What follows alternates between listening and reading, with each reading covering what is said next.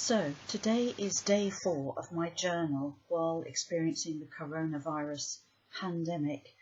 Our town has not really been affected so much yet, but life has definitely changed. With all the schools now being closed for the foreseeable future, a lot of you will be at home and you will be so busy. So today is a little bit of a coaching session really, just to help us think about how we can manage our time best and get a profitable outcome to the time that we are spending in these strange times.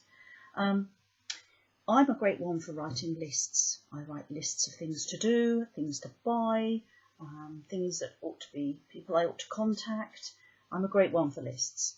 And one of the things that I've found over the years is that you need to plan and prioritise those lists, because otherwise they can become as long as your arm. You may have lots of things around the house to do, for instance, so maybe you could take a room at a time with your piece of paper and write a list of all the things that you'd like to get done in that room. Now, I understand I'm talking to people possibly who are alone, or perhaps there's only a couple at home. If you have got children at home, you are really going to need to write your lists for all the stuff that you're going to have to achieve, whether you're working from home or you're trying to teach your children and suddenly you're a teacher and a homeschooler as well as a worker. So there are so many things that we need to think about. So if you've not come across this book before, I would highly recommend it. It's a book that has been in part of my life for, I would say 20 years. And it's a pretty ancient copy, this one. It's got notes and things in it and stickers and all that kind of thing. But one of the things that they've given us here is a chart to help you write that to-do list. And the way it's divided up is it's divided into 4 quadrants, and these help you work out which are the key areas to work on. And I'm just going to show you a screenshot of a form.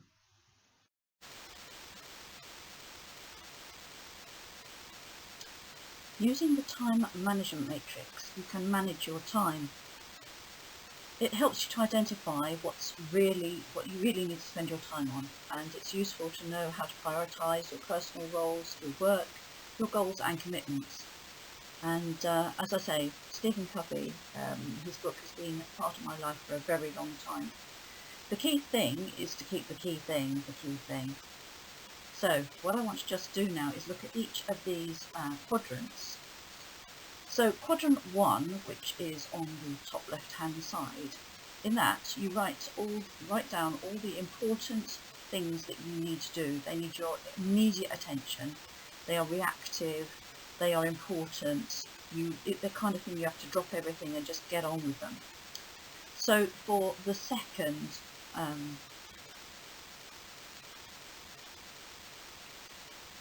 quadrant is really the important area to focus on, because although it's non-urgent, you're not firefighting, it's very much the area where you put the items that will move you forward in whatever area of life that you need to focus on. So they tend to be proactive tasks, those that improve the quality of your work and your life. And it's the quadrant that you aim to spend most time in. And sometimes it can dispel some of the urgent and necessary ones, because you realise that they're not as urgent and necessary as you may have first thought. So it's very important to look at the quality of quadrant 2 and the things that you need to put into that list.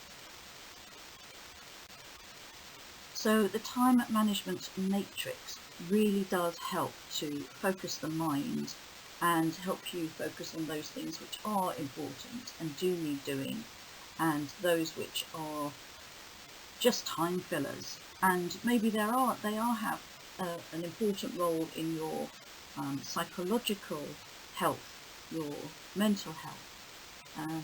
But it's a case of being aware of what those things are, rather than just running them mindlessly.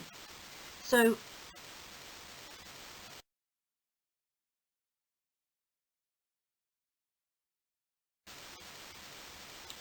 in quadrant 3, we find the urgent but not important. They're the ones where you think that something has to be done, and you get stuck into it and get distracted, and you think, oh, this is a really important article on the internet, I must read it all.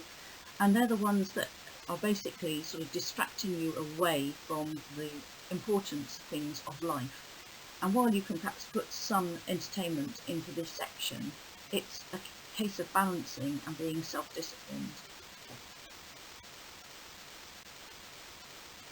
In quadrant 4, you can write down all those things that you know just gobble up your time and actually don't benefit you in any specific way.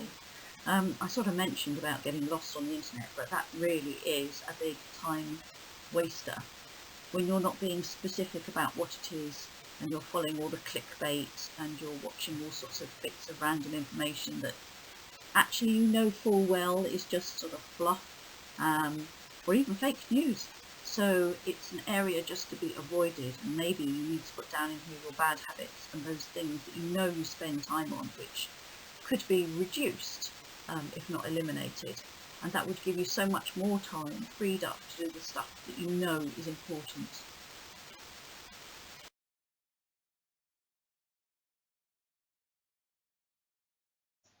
So just to conclude on today's 4th day of my journal, it's really important to take a long hard look at what we have that's important to us and what we need to do in order to make our time productive and become effective, while we have a complete change of routine, a complete change of life patterns.